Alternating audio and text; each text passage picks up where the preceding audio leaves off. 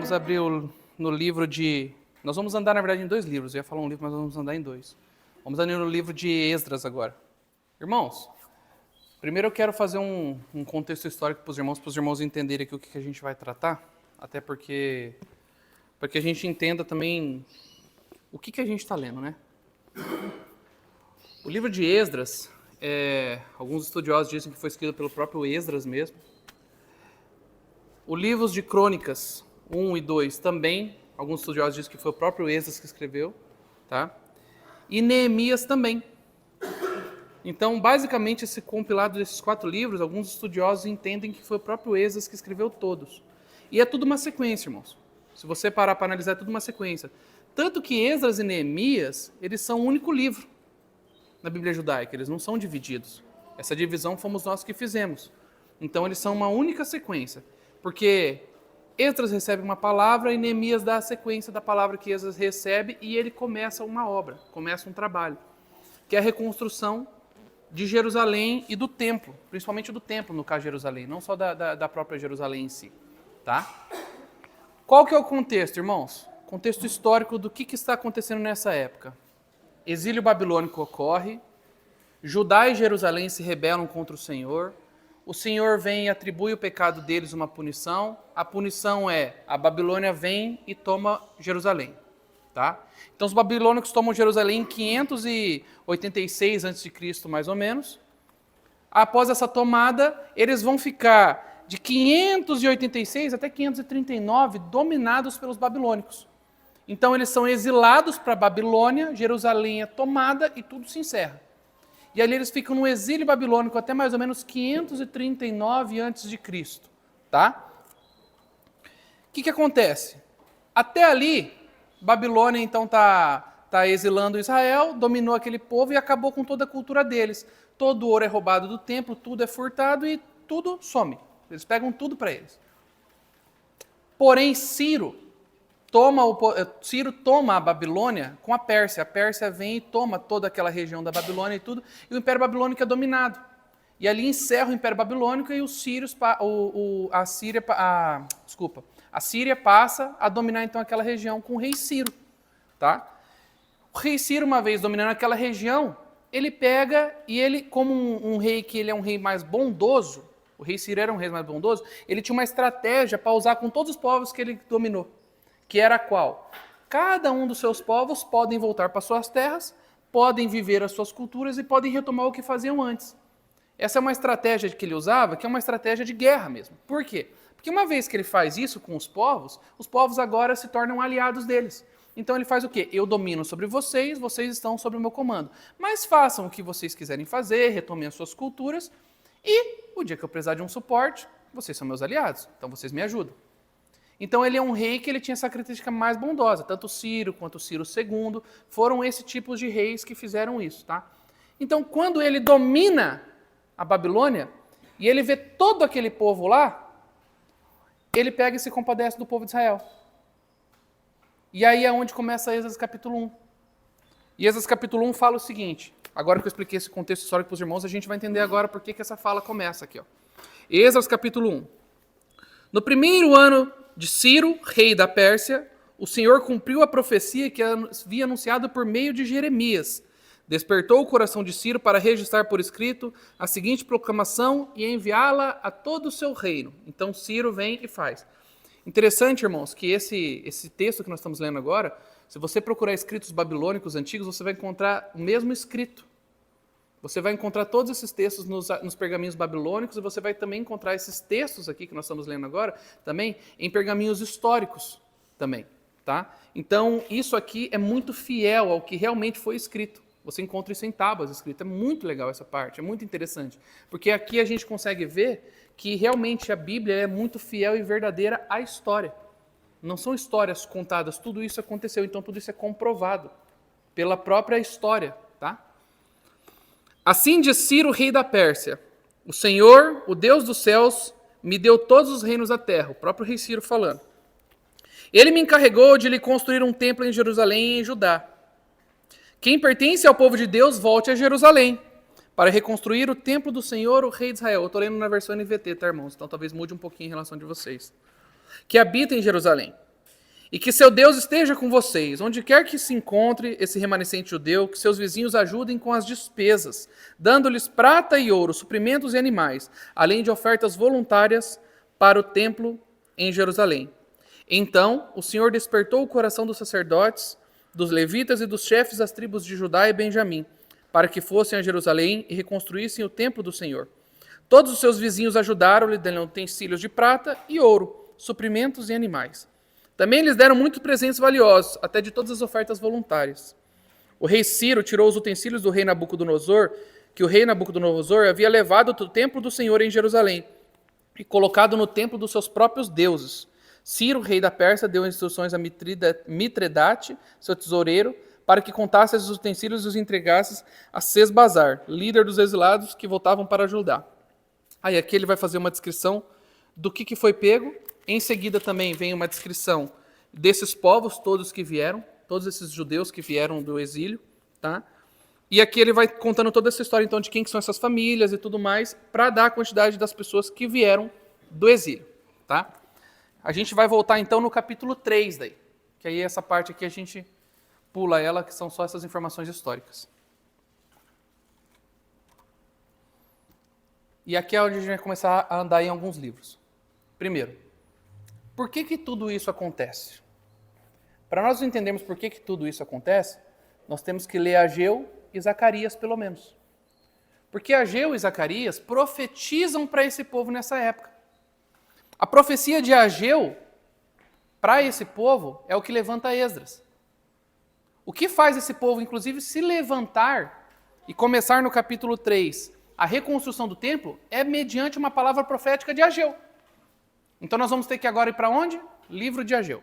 E agora nós vamos ler o livro de Ageu todo, para a gente entender toda a profecia que foi entregue.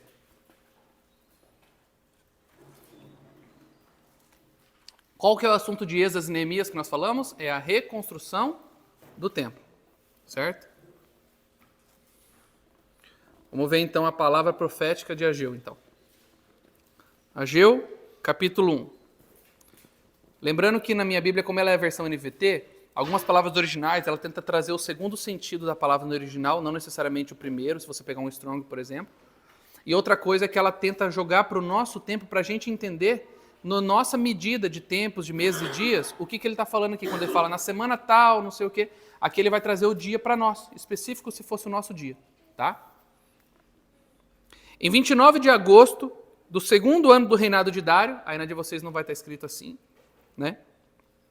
O Senhor transmitiu essa mensagem por meio do profeta Ageu ao governador de Judá, Zorobabel, filho de Sealtiel, e ao sumo sacerdote Josué, filho de Josadaque. Assim diz o Senhor dos Exércitos: esse povo diz, ainda não chegou a hora de reconstruir a casa do Senhor. Então o Senhor enviou uma mensagem por meio do profeta Ageu. Por que vocês vivem em casas luxuosas enquanto a minha casa continua em ruínas? Assim diz o Senhor dos Exércitos: vejam o que tem acontecido com vocês. Plantam muito, mas colhem pouco. Comem, mas não se saciam. Bebem, mas ainda têm sede.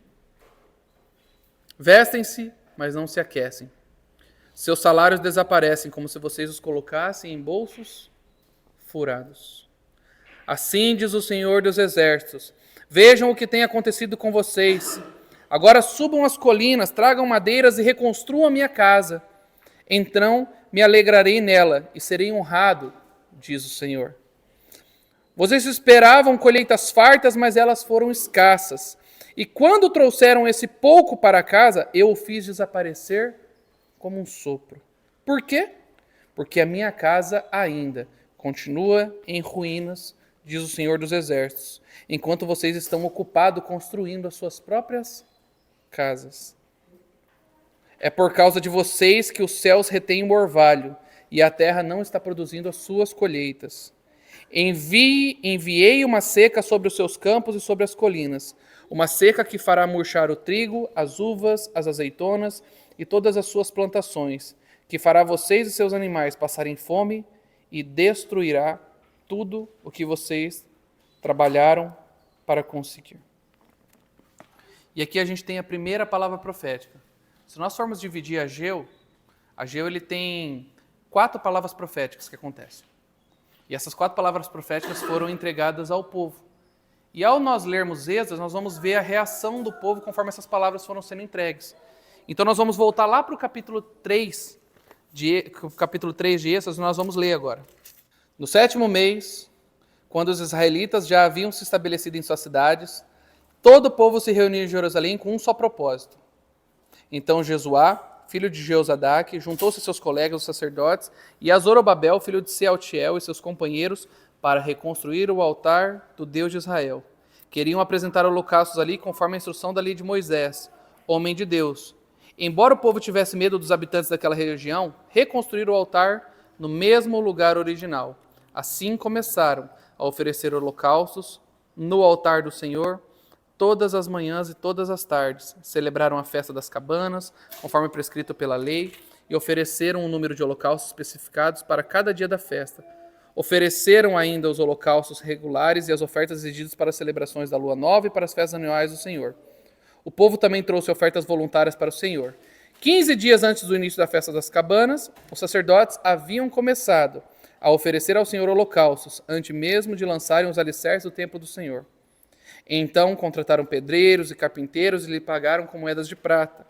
Também compraram toras de cedro dos povos de Tiro e de Sidom, e lhe pagaram com alimentos, vinho e com azeite. As toras eram trazidas dos montes do Líbano e vinham pela costa do mar Mediterrâneo até Jope, pois o Ciro, rei da Pérsia, permitiu que eles fizessem isso.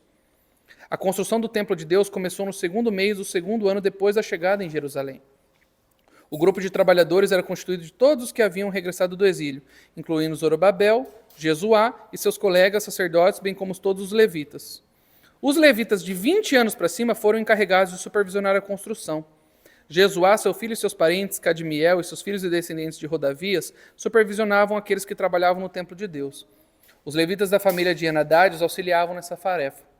Quando os construtores terminaram os alicerces do templo do Senhor, os sacerdotes puseram suas vestes e tomaram seus lugares para tocar as trombetas. Os levitas desceram de Asaf e fizeram soar os símbolos para louvar o Senhor, conforme o rei lhe havia prescrito. Com louvores e ação de graças entoaram esse cântico ao Senhor. Ele é bom, e seu amor por Israel dura para todo sempre. Então todo o povo louvou o Senhor em alta voz, pois haviam sido lançados os alicerces do templo do Senhor. E aqui finaliza, então, o resultado da primeira palavra profética, então, de Ageu. Eu quero agora que os irmãos agora abram um pouco a mente para a gente olhar para uma outra face do que a gente está lendo agora. Ageu está tratando sobre as palavras proféticas para o povo de Israel para a edificação do templo. Nós, como igreja do Senhor, podemos olhar para essas mesmas palavras e entender como é a edificação da casa de Deus baseado na edificação do templo, na edificação desse segundo templo. E aqui eu quero que os irmãos comecem a tentar entender agora, junto comigo, e a gente tentar entender o que o Senhor tem para nos ensinar sobre o assunto de edificação, baseado nas profecias de Ageu e baseado no que a gente vai começar a ler em Esdras. A gente poderia ler Neemias também, mas a gente vai focar um pouco em Esdras, tá bom? A primeira palavra profética que nós acabamos de ver, ela foi uma instrução para que o povo deixasse o seu conforto pessoal e olhasse então para a construção do templo do Senhor. O Senhor inicia essa construção lá no despertar do coração de um rei ímpio, Ciro. Lá no despertar de um rei de outra nação. E ali ele começa a mover corações para a edificação do templo. Em seguida, ele desperta o coração do povo para que voltasse e tivesse esse mesmo interesse agora também. E ele desperta no povo uma vontade de fazer a reconstrução do templo e retomar ao que antes eles tinham. Então, a gente vai ver que o Senhor desperta o coração de Ciro, cumprindo a profecia de Jeremias 25:11, que no findar de 70 anos o Senhor iria libertar o povo e começaria a restauração do templo de Israel e do testemunho, por meio do retorno desse povo. E aí em Esdras 3 a gente lê então o povo agora recebendo essa palavra e sendo fiel a essa palavra. E aqui eu já quero ver com os irmãos algumas situações. Se nós vermos em Ageu o que o Senhor trata sobre a reconstrução do templo e a edificação da casa de Deus, nós vemos o primeiro alerta e o primeiro movimento que o Senhor vai fazer com os povos E se nós formos olhar para a igreja com os filhos, sobre o assunto da edificação. Primeiro, edificação para o Senhor é a prioridade máxima dele. O Senhor tem a máxima atenção e prioridade no assunto da edificação da casa de Deus. Por quê, irmãos?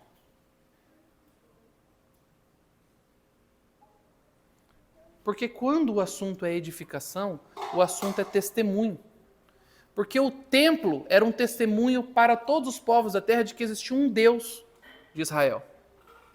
Porque as festas eram um testemunho de tudo o que o Senhor queria comunicar aos povos. Porque todas as festividades, todos os rituais eram um testemunho da santidade de Deus e dos seus atributos. Correto? Então, a necessidade do Senhor e a vontade do Senhor é de que a sua casa seja edificada. Qual é a necessidade de nós, como povo de Deus? Olhar para essa profecia e colocar ela na nossa própria vida em relação ao assunto da edificação do corpo de Cristo da igreja. Quando nós vemos como Esdras fala com esse povo, nós temos que olhar para a nossa própria vida nessa palavra profética de Esdras. E ali, o Senhor começa a edificação por meio de um alerta aonde os olhos estavam. E ali o Senhor começa um tratamento com os olhos daquelas pessoas. São todo o seu povo, são todos seus filhos. Mas ele olha para esses filhos e fala: o que vocês estão fazendo?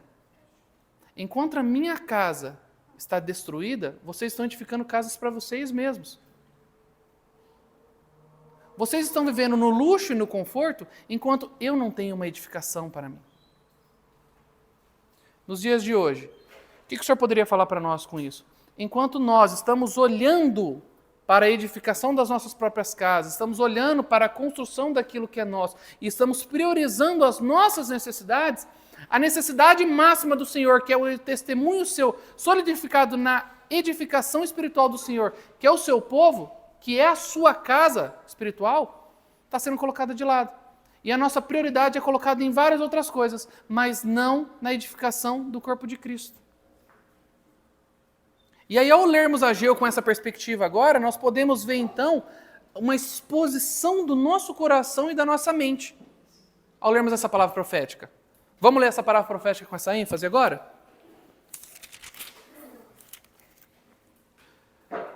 Ageu 1, versículo 2. Assim diz o Senhor dos Exércitos. Irmãos, isso aqui é para nós. Nós temos que ler isso aqui entendendo que isso aqui é para a igreja. Tá? Este povo diz: ainda não chegou a hora de reconstruir a casa do Senhor. Então o Senhor enviou essa mensagem por meio do profeta Ageu. Por que vocês vivem em casas luxuosas, enquanto a minha casa continua em ruínas?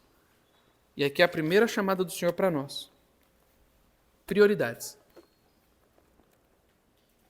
Nossa prioridade com o nosso trabalho é o nosso sustento e é o nosso descanso, é o nosso lazer, é o nosso bem. Então é muito comum nós trabalharmos, irmãos, para a gente conseguir comprar uma TV maior para a gente. É muito comum, irmãos, a gente trabalhar para a gente conseguir comprar um carro melhor. É muito comum a gente trabalhar para fazer aquela viagem tão gostosa que a gente quer fazer. E aí a palavra do Senhor é: por que vocês continuam a trabalhar para buscar essa vida luxuosa, enquanto a minha casa está em ruínas? E é onde nós temos o primeiro alerta do Senhor, o cuidado com a sua edificação, com aquilo que nós possuímos. Como temos usado o que possuímos? E aí os irmãos vão falar assim: ah, Léo, mas aí o assunto é dinheiro, isso aí é uma coisa até que simples, se eu dizimar e talvez fazer umas ofertas pontuais, o assunto está resolvido. Tudo bem, irmão, mas você só possui dinheiro?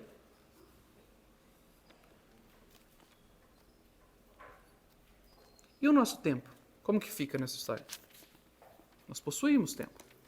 O nosso tempo está sendo gasto para a nossa própria edificação ou para a edificação da casa de Deus? O nosso tempo está sendo gasto para o nosso crescimento e desenvolvimento pessoal ou para o crescimento e desenvolvimento dessa edificação espiritual que é a casa do Senhor? Com que estamos gastando o nosso tempo? E a palavra de Ageu do Senhor para Ageu, para esse povo, ela vem e confronta essa questão em nós, quando nós olhamos para a nossa própria vida. Por que vocês vivem em casas luxuosas, enquanto a minha casa continua em ruínas? E aqui nós podemos também falar de uma edificação espiritual própria de cada um. O nosso tempo, os nossos olhos, nossos ouvidos, a nossa atenção, está sendo colocada na edificação do nosso próprio ser?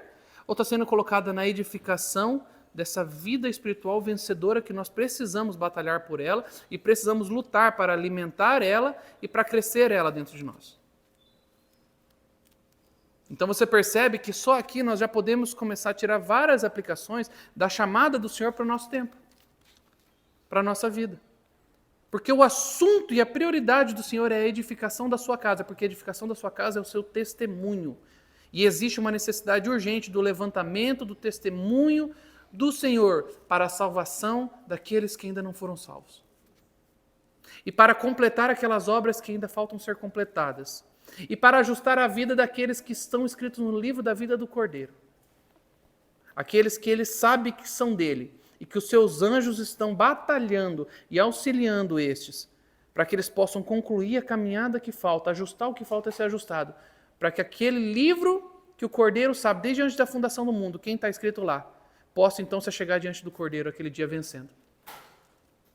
Então existe uma necessidade de ser concluído a edificação da casa de Deus. Os dons entram nesse quesito também, sim. Os dons entram nesse quesito, porque faz parte do processo de edificação, irmãos. O nosso crescimento com o Senhor também é necessário que os dons também venham, para que a edificação seja concluída. Porque é necessário, irmão, para que a obra seja feita da maneira correta e de maneira efetiva, que também isso venha. Muito bom ter falado isso dos dons. É necessário isso também, então, irmãos. Então a gente começa a perceber nessa primeira palavra que quando nós olhamos para o assunto da edificação da nossa própria vida e olhamos então para o corpo de Cristo e para a igreja local e tudo mais, nós começamos a ver a chamada do Senhor para nós. Vamos dar sequência. Vejam, assim diz o Senhor dos Exércitos, vejam o que tem acontecido com vocês. Plantam muito, mas colhem pouco. Comem, mas não se saciam. Bebem, mas ainda têm sede. Vestem-se, mas não se aquecem. Seus salários desaparecem, como se vocês os colocassem em bolsos furados. E aqui é interessante, irmãos, porque aqui a gente pode estar falando de duas coisas. Primeiro, existe uma medida de tratamento com o Senhor conosco, que faz com que as riquezas que vêm fácil vão indo embora fácil, porque nós estamos buscando da maneira errada e com a ênfase errada. E aí não dura nada. Parece que a gente trabalha e nunca tem nada. Todo mês vai embora. Você fala, o que está acontecendo, velho? Eu estou ganhando mais, mas não para. Eu cresci mais, mas não para. Eu estou fazendo mais... Cadê o dinheiro? Então talvez isso pode ser uma medida de consideração para cada um aqui, para considerar o porquê que as finanças estão do jeito que estão. Agora tem um outro ponto também, irmãos, que a gente tem que entender. Insatisfação. Comem, mas não se fartam. Então faz e nunca está satisfeito com nada. Sempre quer mais. Eu quero mais, eu preciso de mais, eu busco mais, eu quero isso, eu quero aquilo. E nunca está satisfeito com o que foi dado e com o que tem naquele momento. Mas sempre está olhando para depois. Sempre está olhando para querer mais. Por isso que come e não satisfaz, bebe e continua com sede. E aí eu te falo, irmãos, pega qualquer palavra de qualquer um desses caras hoje em dia que mexe com administração, essas coisas, e eu duvido que você não assista um episódiozinho de qualquer programa desse que não fale assim para você, assim, ó, você tem que ser eternamente insatisfeito. Ou não é essa palavra que você vai escutar quando você ouvir qualquer papo de coach ou desses caras que querem ficar ensinando sobre finanças, sobre empresas, essas coisas. E vai nos ensinando os homens a serem insatisfeitos consigo mesmos, insatisfeitos com o que conseguiram, sempre crescendo, sempre evoluir, sempre melhorar e não sei o quê. Isso faz oposição à palavra do Senhor. Quando o assunto é uma plena satisfação naquilo que o Senhor nos deu e naquilo que o Senhor nos dá. Quando o assunto é uma plena satisfação e um pleno gozo naquilo que nós somos no Senhor e o que nós podemos alcançar no Senhor. E aqui a gente encontra os perigos, irmão, de caminhar por esse mundo e só os pés não estão sendo sujados, mas talvez, quem sabe, a gente não está sujando até o joelho.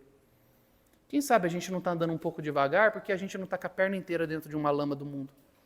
Porque a gente não percebeu que essas coisas ganharam o nosso coração e que a gente foi para esse caminho. Que talvez no primeiro momento você fale assim, mas uma coisa é uma coisa, outra é outra. Quem falou, irmão? Quem falou que as coisas do Senhor se dividem? Quando eu estou na empresa é de um jeito, então, e meu pensamento sobre esse assunto é um, e quando eu estou com os irmãos é outro? Que divisão é essa que nem o Senhor faz conosco e a gente quer fazer? O Senhor nos olha como integralidade. Ele olha a obra dele completa em todas as áreas da nossa vida, não só em uma área, não só em um assunto. Percebe? Então aqui a gente vê uma marca do mundo de hoje em dia, que gera esse tipo de pensamento em nós. Olha que perigo, irmãos. A palavra de Deus é que nos confronta. E a palavra de Deus coloca isso para nós. Nós devemos considerar a palavra de Deus. Porque aqui começa, assim diz o Senhor dos Exércitos. O próprio Deus entregou essa palavra àquele povo e não tem nada de diferente para o nosso tempo, irmãos. Nada de diferente. Nada de diferente. Continuação, novamente. Assim diz o Senhor dos Exércitos. Vejam o que tem acontecido com vocês.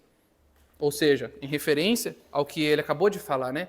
Então, olhem para isso que eu acabei de falar. Olha se não é isso uma realidade sobre vocês. E aí aqueles homens olharam e eles concordaram com o Senhor. Falaram assim, é verdade, Senhor. Nós estamos exatamente assim. Nós estamos exatamente desse jeito. E como a gente sabe disso? Baseado lá em Esdras 3. A gente vê que o povo dá resposta e começa a edificação. Agora, subam as colinas, tragam a madeira e reconstruam a minha casa. Então me alegrarei nela e serei honrado, diz o Senhor. E aqui a gente tem mais um ponto. Subam as colinas e me tragam a madeira. Irmãos, para a edificação da casa de Deus, vai ser necessário esforço. Vai ser necessário subir montes. Vai ser necessário alcançar novos patamares se aproximando do Senhor, para que a edificação aconteça. E isso tem um preço, irmãos. Ou vocês acham que carregar madeira, então, subir e descer um monte é leve?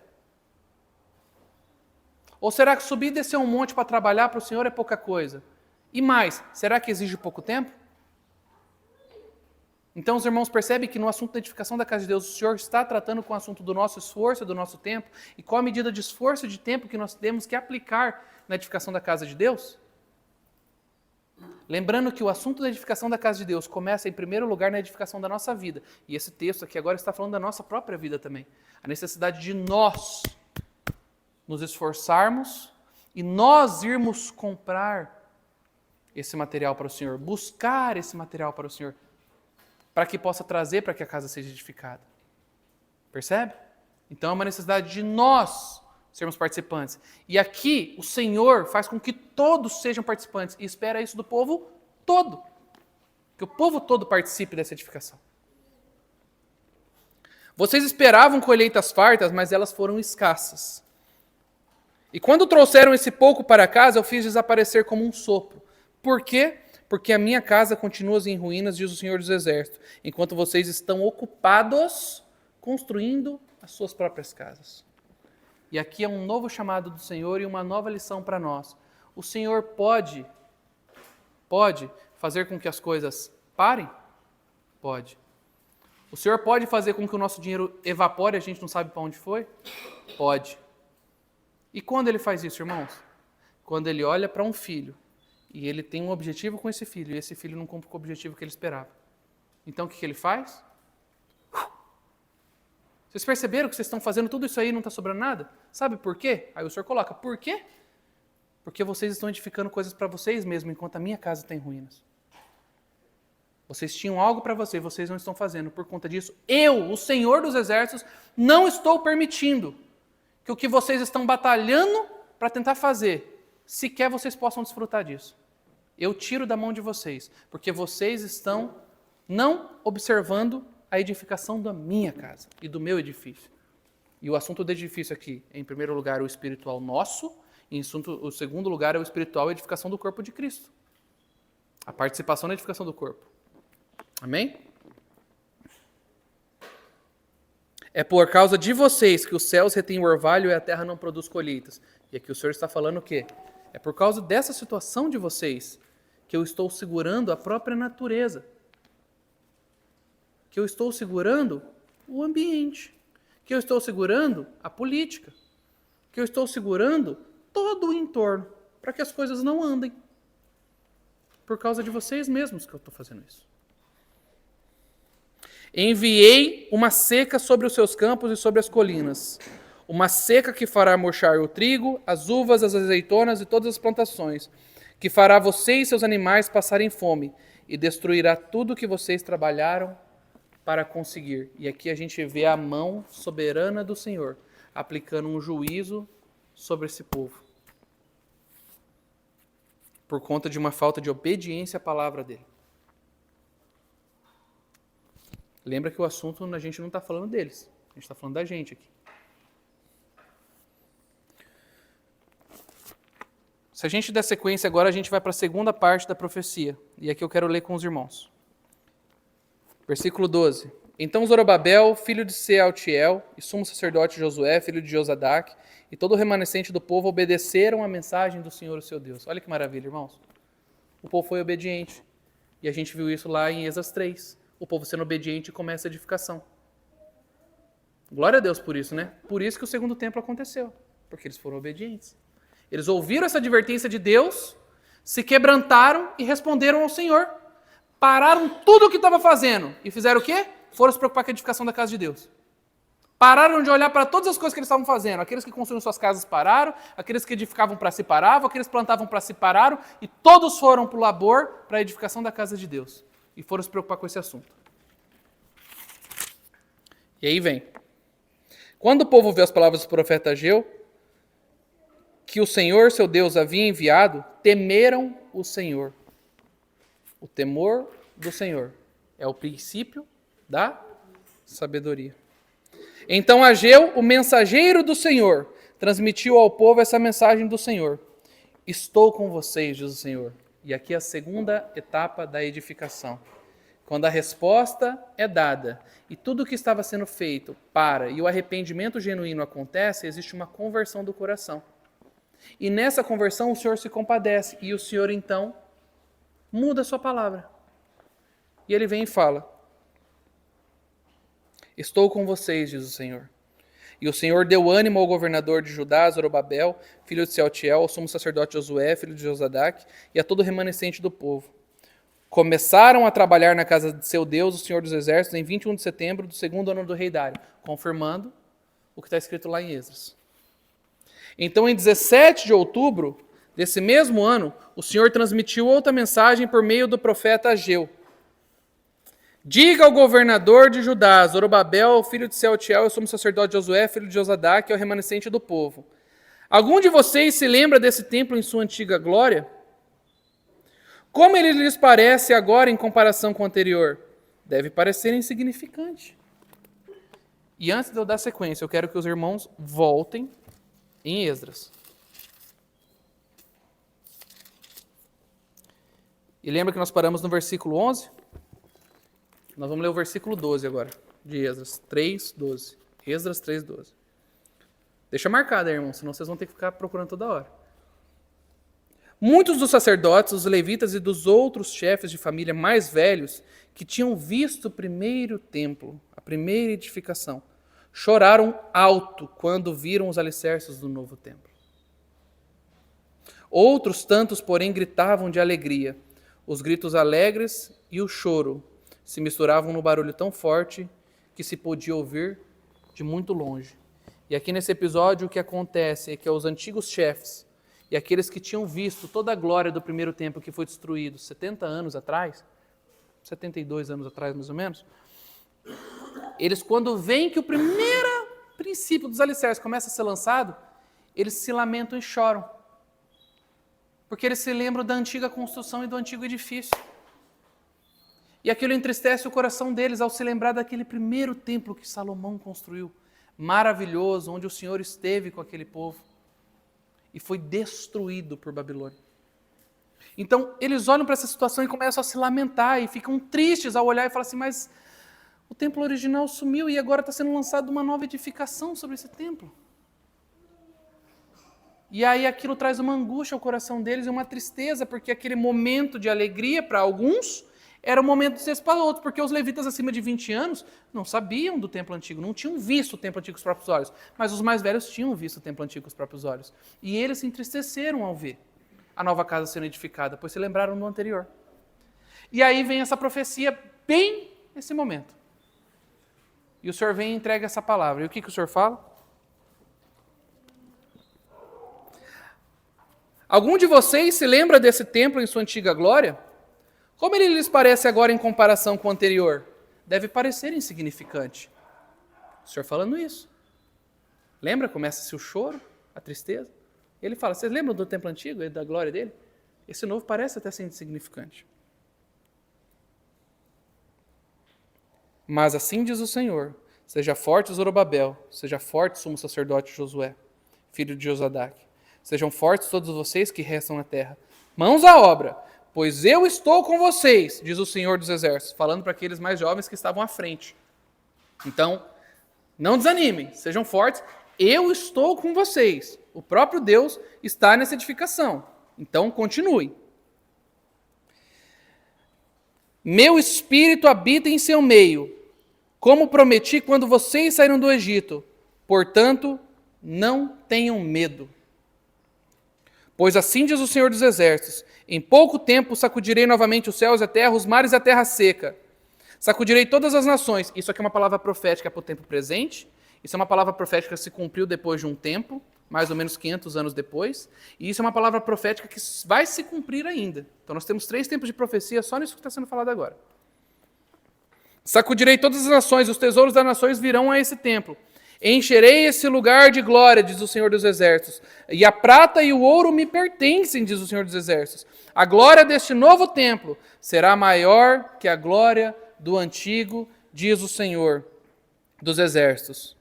E neste lugar estabelecerei a paz. Eu, o Senhor dos Exércitos, falei. E aí os irmãos olham para isso, é uma palavra de motivação, aqueles povos para que façam isso. No primeiro momento eles entendem e falam, glória a Deus, vamos edificar esse templo então, porque aqui o Senhor vai se fazer presente. E ele falou que essa glória será maior. Eles puderam experimentar, irmãos? Eles puderam experimentar isso. Em que momento essa palavra profética se cumpre? Lucas, capítulo 2, versículo 21. 21. Lembra o que o Senhor fala? Calma. A glória do segundo templo, da segunda casa, será muito maior do que a glória da primeira casa. Irmãos, na primeira casa nós tínhamos toda uma estrutura que apontava para alguém. Quem era esse alguém? Cristo. Por mais que tudo o que acontecia, por mais que a fumaça da presença do Senhor enchesse aquele templo, por mais que todas as coisas místicas e espirituais acontecessem naquele templo, ainda assim, não passava sequer perto da glória do que aconteceu no segundo templo. E o que acontece no segundo templo? Porque esse mesmo segundo templo é o templo do templo de Cristo. E olha aqui. 8 dias depois, quando o bebê for circuncidado, chamaram-no Jesus, o nome que o anjo lhe havia dado mesmo antes dele ser concebido. Então chegou o tempo da oferta de purificação, como era a exigência da lei de Moisés. E aqui a gente lê. Seus pais o levaram a Jerusalém para apresentá-lo ao Senhor. Pois a lei do Senhor dizia, se o primeiro filho for menino, será consagrado ao Senhor. Assim ofereceram o sacrifício exigido pela lei do Senhor, 2 rolinhas ou 2 pombinhos. E aonde Jesus foi apresentado, irmãos? No templo. O próprio Deus agora, com toda a sua majestade e glória encarnado, entra no segundo templo. Pisa no chão do segundo templo. E ali, a glória não se compara do que a do primeiro templo experimentou. Porque o próprio Deus veio em carne e desceu à terra e entra no segundo templo. E é apresentado no segundo templo. E toca o piso do segundo templo. E ali a majestade e a glória do universo, corporalmente, entra no segundo templo. Essa glória não se compara, irmão, para a glória do primeiro. Essa palavra foi cumprida 500 anos depois? Foi, mas foi cumprida. A profecia de Ageu se cumpriu. E aí a gente tem aquela maravilhosa profecia de Simeão, então, né? Naquela época vivia em Jerusalém um homem chamado Simeão. Ele era justo e devoto e esperava ansiosamente pela restauração de Israel. O Espírito Santo estava sobre Simeão e ele lhe havia revelado que Simeão não morreria se não visse o Cristo enviado pelo Senhor. Nesses dias o Espírito conduziu ao templo. Assim, quando Maria e José chegaram para apresentar o menino Jesus ao Senhor, como a lei exigia, Simeão tomou a criança nos braços, pegou o próprio menino Jesus, nenenzinho no colo, com 8 dias. Quer dizer, pegou o próprio menino de Jesus pequenininho ali no bracinho dele, né?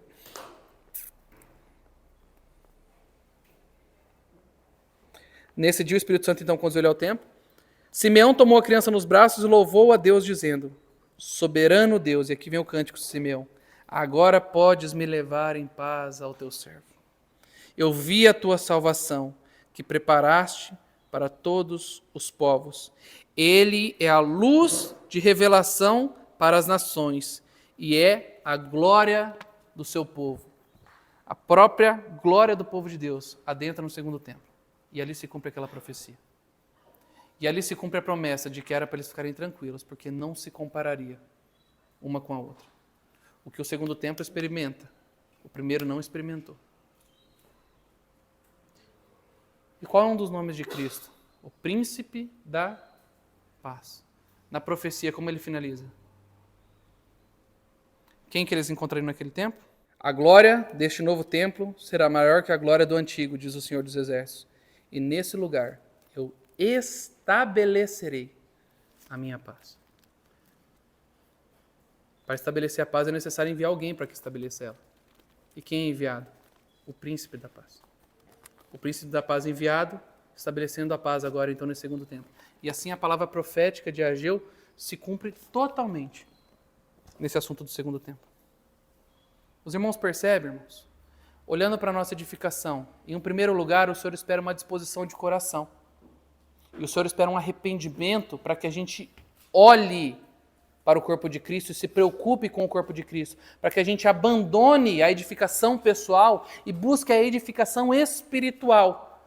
Uma vez que nós nos arrependemos e vamos para esse caminho, o que acontece, irmãos? A glória do Senhor começa a ser vista na nossa vida, porque o próprio Cristo começa a ser apresentado. E nós vamos desfrutar da glória de Deus na nossa vida e nós vamos desfrutar do príncipe da paz.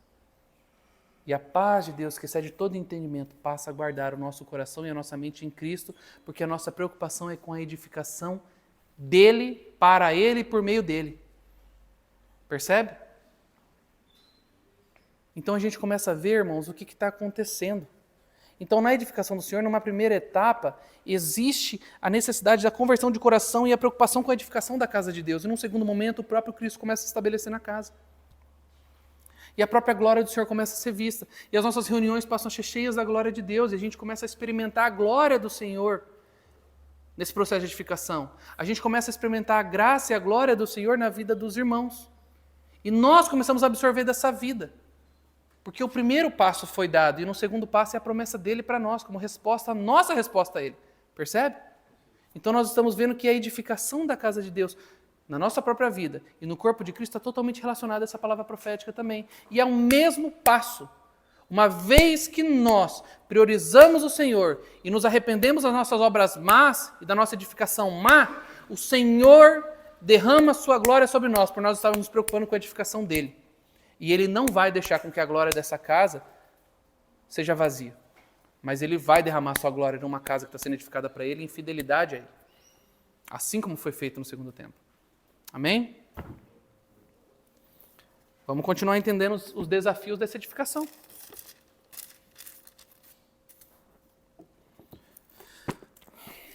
Termina o capítulo 3 e o capítulo 4. Que maravilhoso, irmão. Momento de choro, de alegria, alicerces começam a ser montados. Satanás olha para isso tudo. Então Satanás olha para a nossa vida e fala assim: então vocês se posicionaram. Então agora eu estou perdendo um dos meus aqui que eu estava conseguindo ganhar a mente dele, deixar ele confundido, edificando para si mesmo e edificando em si mesmo. Então como eu estou perdendo espaço, deixa eu fazer um negócio. Os inimigos de Judá e Benjamim souberam que os exilados estavam reconstruindo o templo do Senhor, o Deus de Israel. Eles foram a Zorobabel e aos outros chefes de família e disseram: queremos participar da construção, pois também adoramos o seu Deus como vocês. Temos oferecido sacrifícios para ele desde Esaradom, rei da Assíria, nos trouxe para cá. Mas Zorobabel, Jesuá e os outros chefes de Israel responderam: de maneira nenhuma. Vocês não podem participar desse trabalho. Somente nós construiremos o templo para o Senhor, o Deus de Israel, conforme o Ciro, o rei da Síria, nos ordenou. E aqui a gente tem mais um ponto, irmãos. A edificação começa. Se Satanás perde espaço no nosso próprio coração e começa a perder território dentro de nós, ele tenta ganhar território onde nós estamos, tentando parecer que está tudo bem o que a gente está fazendo. Mas ele também é crente. Mas existe semelhanças entre nós. Mas eles também oferecem sacrifícios ao nosso Deus, eles falaram. Percebeu? Mas qual que é o problema, então? Existe princípio bíblico nisso aqui que eu estou querendo fazer. Tem Bíblia também no meio. Tem crente no meio. Eu não posso fazer? Se eles são crentes, eles podem fazer, eu não posso. Palavra deles, não. Porque o assunto da edificação da casa de Deus não pode ter mistura. Na edificação nossa não pode ter mistura. E na edificação, quando o assunto é a casa de Deus, não pode ter mistura. Mesmo que o seu inimigo, mesmo que ele adore a Deus, ele ainda continua sendo um inimigo. Mesmo que ele adore a Deus, ainda tem elementos de pecaminosidade naquilo. Ainda tem princípios da palavra de Deus que não estão sendo totalmente cumpridos naquele assunto. Logo, aquele assunto não pode entrar no assunto da edificação própria e nem da casa de Deus. Aquele é um assunto que tem impureza no meio. Aquele é um assunto que não trata com excelência os princípios do Senhor. Logo, eu não posso aceitá-lo. E a estratégia de Satanás na edificação, irmãos, é tentar fazer a gente ficar assim. Aceitando algumas coisas porque parece ser de Deus e parece ser legítimo. Mas se você começa a ponderar com os princípios bíblicos, você vai ver que tem alguns princípios que se perdem ali no meio. Mas você fecha os seus olhos e aceita, irmão. Por que a gente aceita? Porque gera uma satisfação própria e tem elementos da nossa alma que são satisfeitos com aquilo. Só que quando a gente olha para a edificação, agora eu falei da edificação própria, agora olhando para a edificação da casa de Deus, não é uma estratégia satânica também? Começam a entrar elementos pagãos no meio do culto do Senhor. Começam a ímpios auxiliarem na edificação da casa de Deus. Isso começa a acontecer. E aí a igreja se permite ser contaminada com elementos que não são do Senhor. E aí eu pergunto para os irmãos, nós falamos sobre isso na quinta-feira. Coincide com o que nós falamos na quinta ou não? Sim. Sobre uma pureza na edificação da casa de Deus. Mas qual é o problema desse tipo de música? Qual o problema desse tipo de situação? Qual o problema desse tipo de elemento a gente colocar? Qual o problema desse tipo de situações a gente colocar no meio? Ministérios, isso e aquilo. Qual é o problema? Nenhum, porque tem coisa que a palavra até dá embasamento. Mas se alguns princípios básicos da edificação são feridos, isso não deve existir. E se forem coisas que estavam relacionadas com os inimigos de Deus, por mais que esse inimigo possa ter se convertido, não tem que acontecer. Então não venha com a ideia de você colocar música do mundo só porque virou crente, agora eu vou fazer essa música virar de Deus. E aqui é a primeira coisa que eu coloco para os irmãos. Vamos converter o funk agora para o funk virado crente. Batida satânica diabólica. Desenvolvida para que possessões aconteçam. E a gente quer colocar no meio do povo de Deus, tocar dentro de uma igreja. Pior ainda, quer colocar no meio de culto de jovens. Um monte de gente fraca que ainda não tem maturidade para suportar aquela situação. Sabe o que acontece? Você perde tudo. Satanás consegue entrar, ganhar espaço. E por fim, o que acontece, irmãos? A gente vê essa juventude destruída, fundada em pecado, e a gente não sabe o porquê. Porque os inimigos de Deus, com cara de convertidos, já que adoravam a Deus também, entraram no meio da edificação. Porque a gente começou a aceitar elementos, irmãos. Porque, afinal de contas, eu me converti. Se antes eu fazia isso no mundo, por que eu não posso fazer isso agora? Se antes eu era coach no mundo, por que agora eu não posso usar um dia para reunir os homens para ensinar eles a como serem mais? E aí começa a aplicar elementos do mundo para a vida dos filhos de Deus, esperando que os filhos de Deus agora se desenvolvam. E a gente não percebe que alguns princípios vão se perder no meio desse caminho. E vai ferir alguns princípios da palavra de Deus. A gente deveria ter falado não, porque o assunto da edificação é espiritual. Não coloque sua mão no que é assunto de Deus. Então a gente vê, irmãos, que a estratégia de Satanás é simples. Satanás ele não vai bater de frente, irmão, no primeiro momento. Ele vai tentar entrar de maneira sutil na nossa vida e na edificação da casa de Deus. E ele vai tentar entrar, irmão. Aí qual que é a questão toda aqui? Se a gente estiver bem posicionado, a gente vai falar que não. Quando nós estamos bem posicionados e Satanás não entra, o que ele faz? Eu não entro? Então se prepara que vem bomba. Aí a gente vê isso como? Vamos continuar lendo o texto. O que acontece?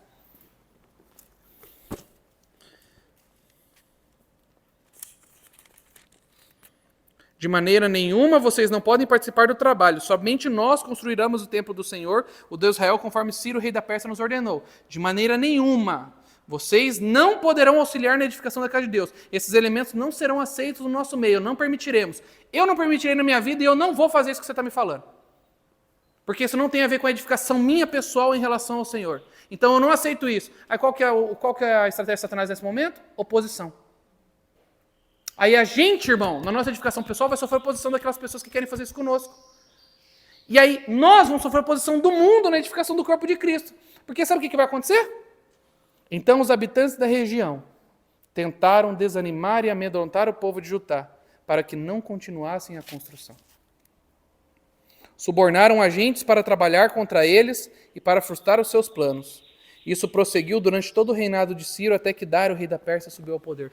Eles enfrentaram por anos e mais anos, oposição, porque não aceitaram fogo estranho no altar do Senhor. Porque não aceitaram a entrada de elementos estranhos na edificação própria e na edificação da casa de Deus. E começaram a enfrentar oposição, irmãos. E aí eu falo para os irmãos, nós não enfrentaremos oposição se tentarmos edificar de maneira adequada a nossa própria vida? Sim. Nós não enfrentaremos oposição se nós tentarmos edificarmos de maneira adequada a casa de Deus? Sim. De muitos que adoram a Deus, inclusive, porque esses inimigos adoravam a Deus também. Enfrentaremos. Enfrentaremos muita oposição. E aqui a gente vê essa estratégia maligna de Satanás, tentando primeiro entrar, irmãos.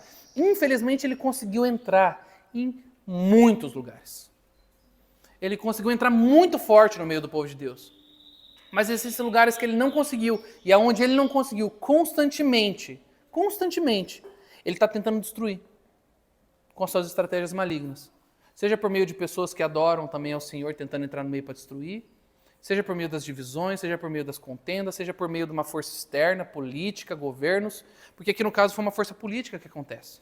Só que graças ao Senhor, o Senhor pega, e quando eles enviam uma carta a Dário lê essa carta e ele não aceita, porque ele procura nos pergaminhos e encontra nos pergaminhos antigos a ordem de Ciro para que acontecesse a construção. Então ele fala, negativo, lá nos antigos lá falava que era para construir, então podem continuar e tem todo o nosso suporte para continuar.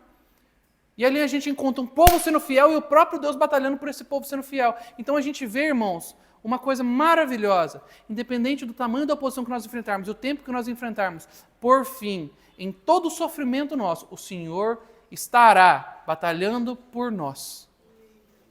E no fim, essa obra será vencedora, independente do que você e eu sofram nessa caminhada, de edificação própria e de edificação da casa de Deus. Podemos sofrer por anos, irmãos. Podemos sofrer por anos, mas o Senhor é quem batalha por nós. Deixe que os homens se levantem contra você. O Senhor batalha por você. E Ele vai vencer por você. E a edificação da casa dele é a prioridade dele. Então Ele é o mais interessado em fazer com que ela aconteça. Mesmo diante das oposições. E o que você faz enquanto você está num período de seca e de batalha? Glorifica ao Senhor e se mantém firme. Se mantém firme e se mantém firme no seu posicionamento. Até que o Senhor, em tempo oportuno, traga a resposta. E nesse meio tempo, aproveita para amadurecer na batalha. Aproveita, irmão, enquanto a resposta não veio, vai amadurecendo enquanto você está enfrentando oposição. De homens que louvam a Deus, mas se opõem a você. Do próprio mundo se opondo a você. Se levanta e se mantenha posicionado no Senhor, independente da maneira da oposição que vem e a quantidade de oposição que vem, irmão. E da onde que venha. Se mantenha posicionado, porque no fim a edificação da casa dele é a prioridade dele. E ele é o braço forte, o Senhor dos Exércitos, que vai te sustentar para que você possa auxiliá-lo na edificação da sua própria casa. Percebe? Então é uma palavra de não desanime. E para nós, não desanimemos também. Se o assunto for edificação coletiva, não desanimemos, irmãos. Sigamos firmes, independente. Sigamos firmes. Porque é interesse do Senhor a edificação dessa casa espiritual. Porque Ele quer salvar o mundo, irmãos. Ele quer salvar aqueles que precisam ser salvos. É interesse do Senhor a salvação dos homens, é interesse do Senhor o teu testemunho nessa terra, é interesse do Senhor que o Cristo seja visto, o Cristo coletivo seja visto. Então não desanima, irmão, porque ele vai se encarregar de fazer essa obra. Ele vai se encarregar de sustentar essa obra, do começo ao fim. Amém? E aqui, olha que interessante, né? Versículo 24. Deus vence a oposição. Assim, a obra do templo de Jerusalém foi interrompida e ficou parada até o 2º ano do reinado de Dário, rei da Pérsia. Nessa época, os profetas Ageu e Zacarias, filho de Ido, profetizaram aos judeus de Judá e Jerusalém. E a gente está falando das profecias deles, né? Em resposta, Zorobabel, filho de Sealtiel, e Jesuá, filho de Josadaque, começaram outra vez a reconstruir o templo em Jerusalém. E os profetas de Deus estavam com ele e os auxiliavam. Tatenai, governador da província oeste do rio Eufrates, Setar-Bozenai e seus companheiros foram a Jerusalém e perguntaram: quem lhes deu permissão para reconstruir esse templo e restaurar essa estrutura? Também perguntaram o nome de todos os homens que trabalhavam no templo, mas os olhos de Deus estavam sobre os líderes judeus, e eles não foram impedidos de prosseguir com a construção até que um relatório fosse enviado a Dário e ele comunicasse toda a decisão. E aqui a gente vê, irmãos, que depois dos anos de pressão e de interrompimento, eles dão sequência. E aí essa carta vai para Dário, e Dário lê e dá uma resposta, e quando Dário dá a resposta, ele fala: deixa seguir, deixa dar sequência. Então a gente vê, irmãos, a necessidade da resposta, mesmo no meio do embate. Por um tempo eles desanimaram, por um tempo eles pararam. Não foi um tempo curto, se eu não me engano foram de 14 a 16 anos, irmãos. Então a gente percebe ali que tem uma pausa no meio desse processo que não poderia ter parado. Só que o Senhor pacientemente estava tratando com eles também nesse meio do processo. Isso nos ensina, irmãos, que alguns irmãos talvez vão parar no meio da caminhada também. Alguns irmãos também no meio da pressão não vão ter massa almática, massa espiritual, massa corpórea para dar sequência na edificação. E o nosso papel é sustentar esses irmãos e ser suporte para esses irmãos até que eles ouçam a palavra de Deus novamente, até que eles tenham os olhos abertos para dar sequência. Porque talvez eles não vão ter força o suficiente. Alguns vão ter forças, mas não todos. Alguns vão ter força, mas não todos. E nós temos que ter paciência com os nossos irmãos na edificação. Para que os irmãos entendam isso. E leva tempo, irmão, para entender isso. Tem gente que vai demorar mais. É filho de Deus. Ouviu tudo que você ouviu, mas não deu resposta. E o nosso papel é o quê? Sustentar esses irmãos, porque uma hora o Senhor se encarrega de voltar ele no prumo. Uma hora o Senhor se encarrega de colocar no caminho. E nós temos que crer nisso até o fim, irmãos. Nós temos que crer nisso até o fim. Porque no Senhor nós temos só o sim e o amém, irmão. Nós não temos não. Então quem somos nós para dar não para o irmão e falar que ele não vai dar em nada? Nós não podemos fazer isso, irmão. Nós temos que insistir. Insistir e insistir. Amém? Então Deus permite a reconstrução desse templo. Então a gente viu que essa estratégia maligna que começa a acontecer. E aí a gente começa, voltando lá para Ageu, a gente vai ver a continuação da palavra profética.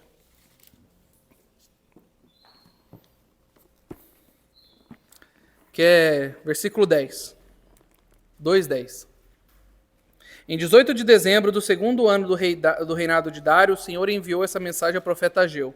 Assim diz o Senhor dos Exércitos: pergunte aos sacerdotes sobre a lei. Se alguém levar a sua roupa e carne consagrada de um sacrifício, e se por acaso a roupa tocar num pão, num ensopado, ou no vinho ou no azeite, ou em qualquer outro tipo de alimento, esse alimento também se transtornará sagrado? Não, responderam os sacerdotes. Em seguida, Ageu perguntou: se alguém se tornar cerimonialmente impuro ou tocar num cadáver, depois tocar num desses alimentos, o alimento ficará contaminado? Aí os sacerdotes responderam: sim, mas contaminado aí. Então Ageu disse: é o que acontece com este povo e com essa nação, diz o Senhor. Tudo o que fazem e oferecem é contaminado por seu pecado. Vejam o que estava acontecendo com vocês antes de começar a lançar os alicerces do templo do Senhor. Quando esperavam uma colheita de 20 medidas, colhiam 10. Quando esperavam tirar 50 medidas de prensa de uva, tiravam 20. Enviei ferrugem, mofo e granizo para destruir tudo que vocês trabalharam para produzir. E, no entanto, vocês não voltaram para mim. Pensem nesses 18 de dezembro, dia que foram lançados os alicerces do templo do Senhor. Sim, pensem bem. Eu lhes faço uma promessa agora. Enquanto a semente ainda está no celeiro, as suas videiras, figueiras, romãzeiras e oliveiras ainda não deram frutos. Mas de hoje em diante, eu os abençoarei. E aqui nós temos uma palavra em relação à santidade. E o Senhor toma o assunto da santidade. Porque qual que é o próximo problema da edificação, irmãos? Nós vimos, nós demos resposta, o inimigo tenta entrar e nós não permitimos. Porém, no processo de edificação, nós podemos e esquecer de continuar nos santificando. E o que acontece com aquele povo, irmãos? Se você for lá para o capítulo 9, você vai perceber que aquele povo estava todo contaminado. Sacerdotes estavam casados com mulheres ímpias de outras nações. O problema não era ser uma mulher de outra nação somente, irmãos. O problema era a adoração aos ídolos que essas esposas tinham. Eram povos que adoravam a outros deuses. E eles se permitiram começar a fazer casamento com esses outros povos. E aí, quando essa palavra vem e confronta a santidade, irmão, na edificação, e o Senhor faz esse confronto a eles se arrependem e tomam posicionamento de fazer, sabe o quê? Separar de todas, é abandonar os filhos e as esposas pagãs. Só que era muita quantidade. Então eles falam assim, calma, não vamos por esse caminho, porque vai ser muita gente, vai ser difícil de fazer. Vamos fazer assim, nós vamos programar dia, vocês venham, nós vamos fazer os juízes, para que façam todas essas separações, e aí façam a separação, e aí deixem. E nisso, irmão, veio praticamente todo o povo para fazer a separação, porque o povo ouviu a palavra de Deus, se arrependeu e abandonou os seus caminhos maus. Mesmo que envolvesse uma separação familiar, porque o Senhor não permitiria a contaminação, independente do nível que fosse, independente do argumento que tivesse. E aí eles tomaram um posicionamento de deixar as esposas e os filhos, e deixarem que voltassem para suas terras, e não estarem mais junto deles, porque eram povos que o Senhor não permitiu que estivessem no meio deles. Que decisão difícil, né, irmãos? Mas os irmãos percebem a responsabilidade da nossa santificação no processo de edificação? Nós precisamos nos santificar, irmão. Nós precisamos ser santos nesse processo, para não contaminar a obra de Deus. Nós temos que tomar cuidado para não contaminar a obra do Senhor, irmãos. Então, esse processo do tratamento dos casamentos mistos foi resolvido. Só que aí, irmãos, nós vamos ter um problema quando o assunto é a santificação. E nós vamos ver, inclusive, esse problema no assunto dos casamentos.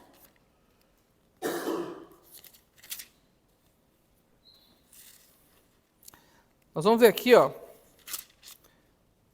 no capítulo 10 de Esdras, porque esse assunto ele se discorre ao longo de 2 capítulos, essas 9 e essas 10, o assunto do casamento. E nós vamos lá no versículo 10, que esse assunto da santidade e da separação gerou uma oposição, irmãos. E aqui a gente vai ter que entender uma coisa. Quando o assunto é a santidade em todas as áreas da nossa vida, irmãos, e a separação com todas as coisas que não são do Senhor, existem algumas áreas que são tão, irmãos, profundas e tão difíceis, irmãos, de ser lidado, que alguns não vão entender. E o problema foi que aqui próprios líderes não entenderam. E aí nesse processo, irmãos, os homens vêm, começam a fazer as separações, e olha o que acontece. Capítulo 10, eu vou começar no versículo 12. Toda a comunidade respondeu em alta voz, você tem razão, faremos o que você disse. No entanto, não é algo que possa ser feito em 1 ou 2 dias, pois há muitos de nós envolvidos nesse grande pecado. E agora é a estação das chuvas, portanto não podemos ficar aqui fora por muito tempo. Que nossos líderes decidam por toda a comunidade.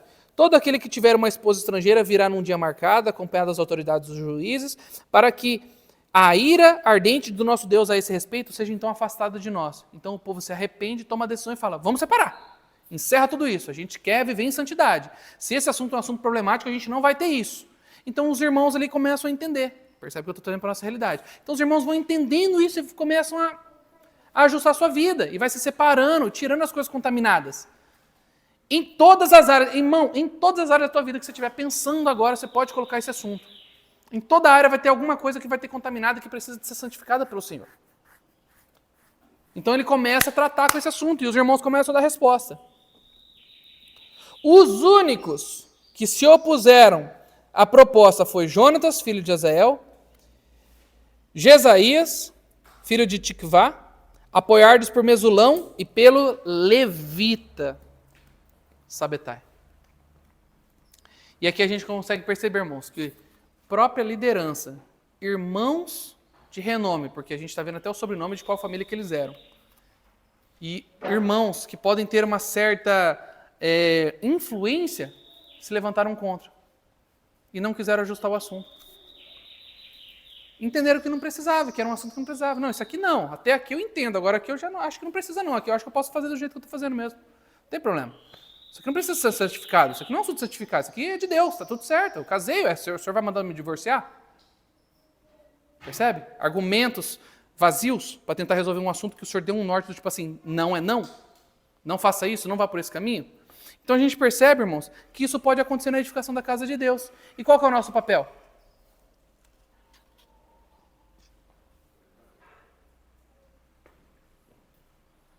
Não escutar, irmãos. Não dar ouvidos. Não permitir ser influenciado. É mudança, irmão. Se o senhor falou não, é não. Não aceita. Não, mas qual é o problema de eu trazer comigo na sacola 1 ou 2 ídolos? Eu já estou indo com ele mesmo. Aí vem um tio Labão atrás, né, irmão, quando a gente faz isso. Vem um Labão atrás quando a gente faz isso. E a gente acaba levando outras pessoas para o buraco, por conta do que a gente está fazendo. Então, irmão, se é cortar, irmão. E isso aqui, irmão, é uma lição para nós. Sempre vai ter oposição na edificação, irmãos. Sempre. Sempre vai ter oposição com meias verdades, com irmãos que não entenderam a verdade como um todo, e os irmãos estão dando uma direção e os irmãos não entenderam a verdade como um todo, e aí na sua cegueira, por não entender tudo aquilo que o senhor está querendo falar, começam a se opor e não concordar. Agora, o que salvou o povo? Não dar ouvidos a esses homens. Mas botar atenção e responderem ao que o Senhor estava direcionando por meio daqueles homens que estavam à frente. E isso é um cuidado que nós temos que ter, irmãos, na edificação da casa de Deus. Da gente ser cuidadoso de para quem nós estamos dando ouvido e o que está nos influenciando nessa edificação. Porque às vezes meias verdades ou assuntos que não foram vistos em toda a sua plenitude vão ser colocados e talvez a pessoa não viu tudo e vai se opor. Isso é perigoso na edificação. Muito perigoso. Porque uma verdade não está completa, está sendo oposta a uma verdade que está completa. Falta luz. E o nosso papel é o quê? Combater isso e não permitir que isso aconteça. E não dar ouvidos a isso, para a gente não ser influenciado e ir para caminhos, irmãos, que o tempo vai mostrar. O tempo vai mostrar, irmãos, o resultado daquilo que nós fomos. Em regra, o tempo mostra, irmãos, o que estava certo e o que estava errado espiritualmente. Em regra, o tempo mostra. Quem cresceu, quem edificou, em regra, o tempo mostra. Percebe? Então nós temos que ser cuidadosos, irmão, porque essa oposição também é maligna em um certo nível. Ela não é uma oposição só interior, mas ela é uma oposição maligna também. Existe uma influência maligna para que isso aconteça. Alguns no processo de purificação com elementos de outros deuses ou outros elementos que não os do Senhor irão se opor, até mesmo autoridades, pessoas importantes e referências, ou até mesmo a própria liderança. E aí vem a última palavra profética de Ageu.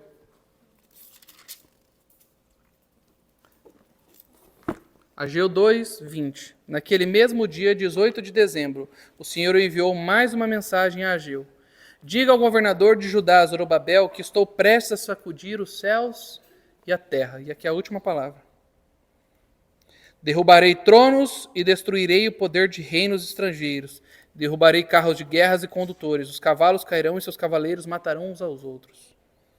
Naquele dia, diz o Senhor dos Exércitos, honrarei a você, meu servo Zorobabel, filho de Sealtiel. Farei que você seja como um anel de selar no meu dedo, diz o Senhor, pois eu o escolhi, eu, o Senhor dos Exércitos, falei. E aqui a gente vê o último ponto na edificação, que é, nós ouvimos a palavra de Deus, nós abandonamos e começamos a batalhar pela edificação pessoal e edificação do corpo de Cristo. Algumas oposições virão e tentarão entrar sutilmente. Se nós não aceitarmos, a oposição virá de fora. Essa oposição vindo de fora, nós precisaremos permanecer fiéis ao Senhor mesmo com a luta, porque Ele vai se encarregar de nos trazer a vitória para que continue a edificação da casa de Deus. Depois disso, alguns outros se levantarão contra o processo de santificação e os ajustes que vão ser feitos ao longo da caminhada para ter uma santidade mais exata para que a gente possa ver o Senhor, porque sem santidade não terá como ver o Senhor. E uma vez que a gente dá resposta também e se santifica, qual que é a quarta etapa? Cristo passa a ser visto. Na nossa vida e na comunhão. Então, nós começamos a ver Cristo visto. E esse é o encerramento da profecia. O anel de selar é colocado no dedo. Esse selo que é colocado no dedo, e ali, quando essa profecia ela é entregue, aqui eu quero mostrar isso para os irmãos. Zorobabel, irmãos, a gente precisa entender isso. Zorobabel ela é da linhagem de Davi. Esse anel de selar que foi colocado no dedo, que era colocado no dedo, então ali, quando o Senhor fala isso, é na ideia de falar o quê? Da sua linhagem. Eu tenho um selo daquele que virá. Da sua linhagem se cumprirá a promessa. Ou seja, da sua linhagem, o filho de Davi será visto. Da sua linhagem, o Cristo será visto. Então, o selo que eu faço para com vocês é permaneçam firmes, porque o Cristo virá e será visto se permanecerem firmes. E isso é a mesma coisa para nós como na edificação. O selo e o anel nos foi dado, testificando de que o Cristo será visto. Isso é uma promessa de que se cumprirmos e seguirmos firmes, depois de todos esses passos, nos seguirmos firmes em santidade, o Senhor será visto, se nós continuarmos edificando, não aceitando, não permitindo, firmando contra a oposição do mundo e dos homens e nos santificando em todas as áreas que o Senhor nos pedir. Nós veremos a Cristo. Na nossa vida será visto Cristo e nós veremos a Cristo nós mesmos. E na comunhão Cristo será visto. Na casa de Deus Cristo será visto.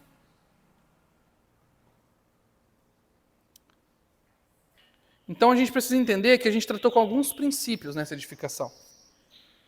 Deus é quem inicia a convocação, não nós. Primeiro princípio. Deus inicia a convocação. Segundo, Deus convoca todos. Esse é um princípio. Todo filho de Deus que você conhece, Deus já o convocou. Ele tendo dado resposta ou não, sendo ele quem for. Deus precisa ajustar os nossos olhos e nos mostrar aonde Ele quer nos levar. E tirar os nossos olhos das coisas desse mundo e colocar nossos olhos nele. Por isso que Ele manda a gente abandonar todas as edificações e edificar casa para Ele. Deus confirma a sua presença nessa convocação e nos dá a certeza de que Cristo estará conosco nessa edificação. E Ele fala, eu, o Senhor dos Exércitos, estou com vocês. Lembra? E o Senhor fala, eu estou com vocês. Fiquem tranquilos. Deus ajustará a santidade na edificação, a necessidade da pureza para que a edificação possa ser completa. Então Ele nos fará nos separarmos dos ídolos e nos fará nos santificarmos nesse processo. O fim de todas as coisas é Deus exaltando a Cristo, mostrando Cristo e Cristo sendo agora visto por nós e visto em nós até o seu retorno.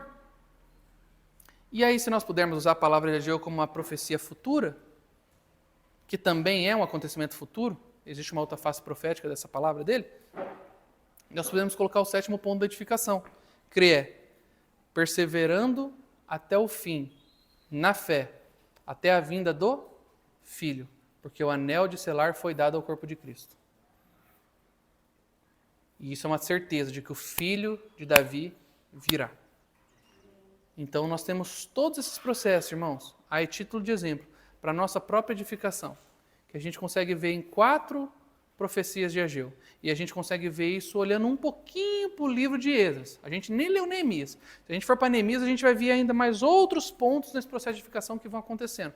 Mas eu acho que aqui, irmãos, a gente já tem uma base para entender a importância e a nossa responsabilidade na edificação da casa de Deus. Em primeiro lugar, na nossa própria vida, e em segundo lugar, no corpo de Cristo. Se os irmãos puderem, eu até recomendaria os irmãos releiam Ageu. São 2 capítulos, irmãos, mas releiam Ageu. Meditem em cima daquela profecia que foi colocada. Meditem como se fosse uma profecia para a nossa própria vida. Meditem, irmãos. Para que a gente tenha consciência da nossa responsabilidade na edificação, com tudo que nós temos e com tudo que nós somos. Porque o resultado disso é Cristo visto, Cristo experimentado e Cristo glorificado no nosso viver diário e no nosso viver em comunidade. Amém?